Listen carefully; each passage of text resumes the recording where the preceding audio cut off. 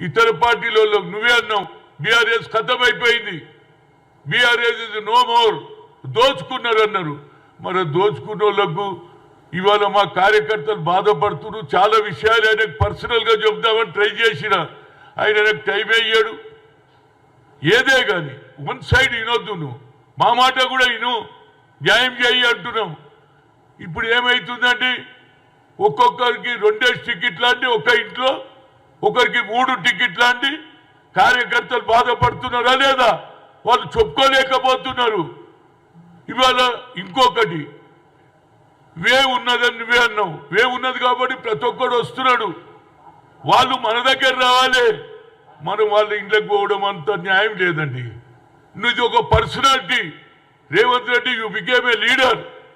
4 ఏళ్లలో ముఖ్యమంత్రి అయినా నువ్వు ఒక్కరివే.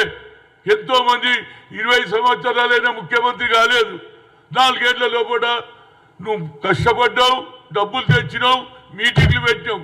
కానీ లాస్ట్లో అసెంబ్లీ ఎన్నికల వరకు సోనియా గాంధీ 6 డిక్లరేషన్ వల్ల సోనియా గాంధీ ఏదైతే తెలంగాణ ఇచ్చిన నమ్మిక మీద ఇవాళ ప్రజలందరూ మనకు ఓటేశారు. వేవ్ నడుస్తున్నది. వేవ్ నడిచినప్పుడు ప్రతి ఒక్కరు వస్తాడు మన దగ్గరికి. అంత మాత్రాన ఒరిజినల్ కాంగ్రెస్లకు అన్యాయం చేయొద్దని అడుగుతున్నా. ఒక ఫ్యామిలీలో 3 టికెట్లు, ఒక ఫ్యామిలీలో 2 టికెట్లు. నేను ఇవాళ